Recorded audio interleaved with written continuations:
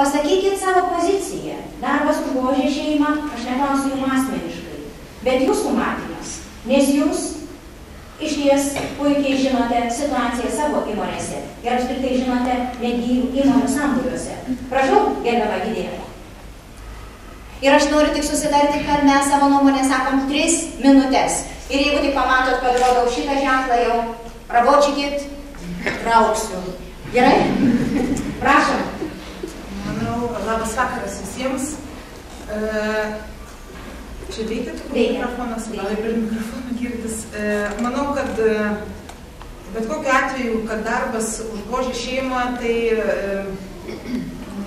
yra tai, kad žmogus mažiau laiko gali paleisti su savo artimaisiais. Tai čia diskusijos, man atrodo, net ir nėra, mes tai pradžioje sakėme. Bet dabar, kai buvau kviečiama į diskusiją, buvo, kaip pasakyta, pagrindinė pozicija, kaip iš moters verslininkės, tai būtent per moters žvilgsnį. Ir jūs lygiagrečiai iškelia dar klausimą, kad įmonė ir darbo našumas efektyvumas. Mes visi skaitom laikraščius ir sako ir girdime, kad verslo įmonės tai yra ta vieta, kur yra konkurencinė kova. Ir pirmoje vietoje įmonė reikalingas be gerų santykių, be meilės žmogui, reikalingas kaip žmogų kraujas, tai yra pelnas. Nes jeigu jo nebus, tai paprasčiausiai, labai trumpas klausimas, metai du mes uždarom ir nėra darbo vietų. Tai iš tos vietos šeima gali išsilaikyti iš pajamų, kurias turi vis dėlto šeima, jeigu yra vyras, žmona ir vaikai, jos turi būti šeimoje pajamas. Dabar kokią kainą tos pajamas? Tai aišku, kad pajamos gaunamos tada, kai mes dirbam. Bet ką aš matau, kas darosi Lietuvoje ir kam, sakyčiau, norėčiau paskatinti moteris nebijoti daugiau likti namuose, dirbti, būti šeimoje, auginti vaikus, nes tai irgi yra darbas. Ir auginti žmogų Lietuvai tai yra labai atsakingas darbas, kurio be moters niekas negali pakeisti. Nes moteris, tai būtent šeimoje, tai yra kas moteris? Yra meilės nešėja vaikams, vyrui. Ir jeigu jos nelieka arba neteina po darbo, lygiai taip pat, čia yragi iš kur atgyvena, iš socializmo laikų, kaip buvo pastatyta, kad lygios teisės, moteris ir vyras vienodi, ir ten vienodo ūgio, ir vienu žodžiu vienodo jėgų, ir visi labai džiaugsimės, jeigu neatsisės traktorių ir tiek pat padarys darbo kaip ir vyras. Aš manau, tai yra absoliutus absurdas ir labai didelis klaidinimas, ypač jaunų žmonių, jaunų moterų merginų, kurios sukuria šeimas ir jaučiasi galbūt šiek tiek kaltos, kad jos jau metai, 2-3, o jos dar namuose, šeimoje ir taip toliau. Tai manyčiau, šitoje vietoje, ar jos turi atsirasti darbe, ar jos turi daryti labai didelį kilnų darbą ir auginti žmogų, tai aš už tą poziciją, kad jos ypatingai iki 3 metų, pats geriausias variantas iki 6, toks norimas, kad būtų skirta tai šeimai, šeimos geroviai. Nes skaičiai, kuriuos jūs ką tik pasakėte, jie labai liūdni ir ką mes darbdaviai pajaučiame, jeigu aš dabar šnekėčiau iš darbdavio pozicijos. Aš jaučiu, kad pas mane žmonės nori, kad aš sukurčiau jiems rojų, bet aš negaliu ją sukurti. Nes darbas yra darbas, jame reikia rezultato. Aš galiu 3 kart per dieną pagirti, bet vis tiek man reikia rezultato. Suprantat, kaip mokytojui reikia gero pažymio, tarkim, mokykloje. Tai ir tada tas toks nepasitenkinimas, kad ir šeimoje blogai, ir darbe blogai, ir aplamai, kas kaltas ir kaltas, kas tada kraštinis, aišku, verslininkas arba kaimynas namuose iš dešinės. Tai va tokia yra mano pozicija, kad jeigu mes galėtume sudaryti sąlygas ir padėti moteriai šeimoje jaustis ir pajausti tą savo darbo vertę auginant žmogų Lietuvai, mums visiems. ir tą labai pakeltumėm apie distalą, sumažintumėm žodį karjera, kuris aš nesuprantu, ką jis reiškia. Kas tas yra karjera, jūs man paaiškinkit moteriai, kas ta karjera? Kodėl jinai prioritetas? Moteriai prioritetas turi būti šeima, vaikas, meilė mano šeimoje. Aš turiu pasakyti vyrą, tą tokį nuvargusį iš to pikto darbdavio su šypsena, pasistengti suprasti jį. Tai jeigu mes visi galėtumėm tą pakelti viršų, sumažinti žodį karjera, išnyktų galbūt mūsų visuomeniai toks kaip ir nepilnavertiškumo kompleksas, jeigu moteris augina daug vaikų, o tai ne kažkokia, tai mokslo turbūt nebaigs. Tai va. Gerai, dėkui. Iškart pasakė Rojaus nesukursimo, gal pasakys sambūrio vardu, Edgaras, o visgi gal yra dar kažkokie tai akcentai.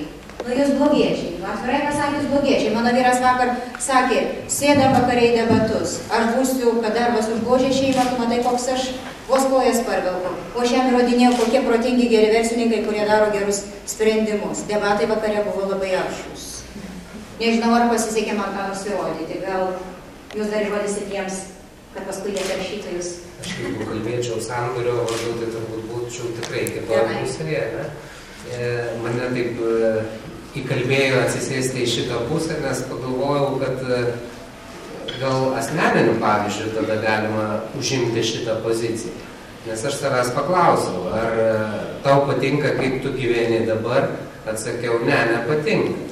Ar tau patinka, kad tu keliesi 6 ryto pradedi dirbti, 11 vakaro šiek tiek išsijungi, bet visą naktį irgi smegenėlė sukasi ir galvoja apie darbą, o jeigu tu kažkur tai užsiimi kokią nors kitą veiklą, tai vis tiek tai viena, tai kita darbinė idėja vis prasimuša, atsiranda ir panašiai. Ne, tikrai nepatinka, nes tai yra nuolatinis nuovargis ir panašiai. Turbūt daugam teko patirti tokį priešatostoginį sindromą, kada 2 savaitės iki atostogų yra koks nors 50 neužbaigtų darbų, kurios būtinai reikia užbaigti iki atostogų, tu bandai juos spręsti, paskutinę dieną kur nors išskrendant lėktuvu geriausiai iš tos šalies, paliekant visą tą ašarų pakalnę, tu vis tiek dar užbaiginėjai darbus, tik jų yra vis dar 100, o ne apie 50. Tai šita situacija turbūt daugam yra pažįstama, bet tada kyla klausimas, ar dėl to kalta valstybė? Ne. Ar dėl to kaltas darbdavys? Mano atveju ne, aš pats darbdavys. Tai kiek aš keičiau darbų ir buvo tikrai tokių galimybių iš viso nieko neveikti ir gauti atlyginimą.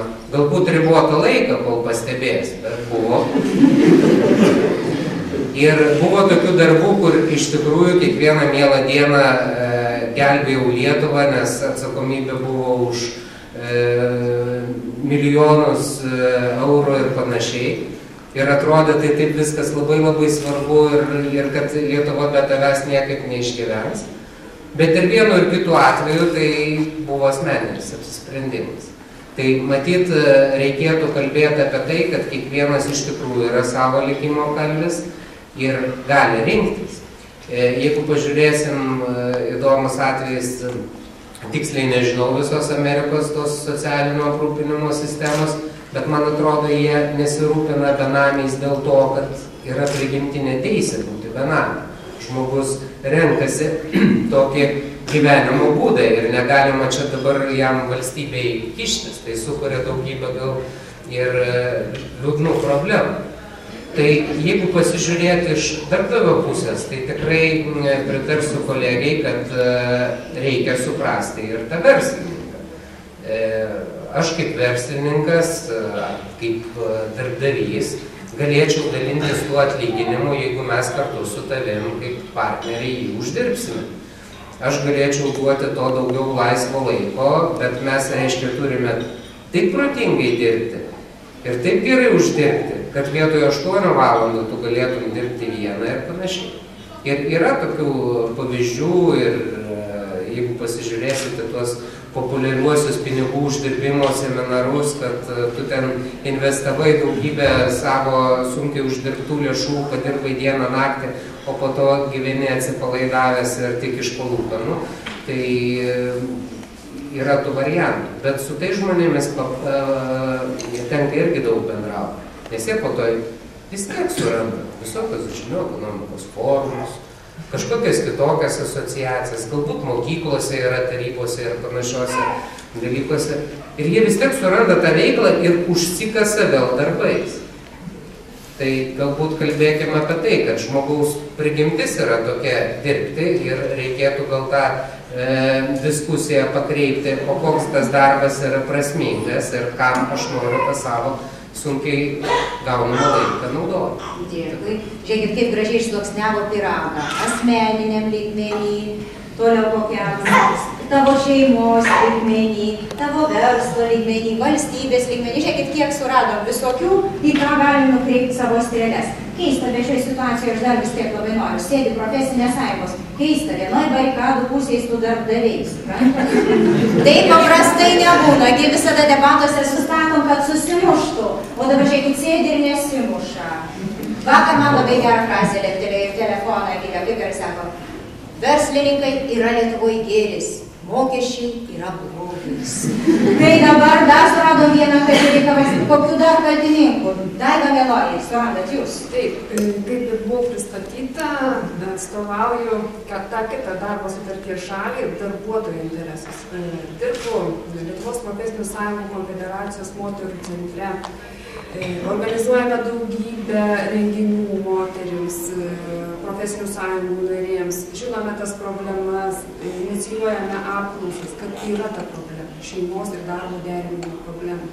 Ir dauguma mūsų moterų nepatiria. Esame parengę, kaip spręsti šią problemą. Tai yra per kolektyvinės sutartis. Inicijuojame, kad kolektyvinė sutartis galėtų būti būtent ta priemonė, kuri padėtų, sakykime, ieškoti bent jau kažkokio kompromisinio varianto konkrečioje įmonėje. Taigi esame parengę rekomendacijas, kurios galėtų būti įtrauktos į tas kolektyvinės sutartis. Jeigu kalbėti apie asmeninį savo poziciją, tai irgi dirbu dar švietimo sektoriuje iš asmeninės patirties. Dirbu ir visuomeniniais pagrindais profesinėse sąjungose, atrodytų laiko tikrai nėra. Nors pati esu vieniša motina, auginu 2 vaikus, daugiau kaip 10 metų. Ir tikrai buvo laikotarpis mano gyvenime, kai tas darbas asmeniškai užgožė šeimą. Tačiau vienu metu pasakiau savo stop. Aišku, tėveliai padėjo prižiūrėti vaikus, kai tą didesnę dalį, nes sąmoningai reikėjo uždirbti daugiau, paprasčiausias atsakymas.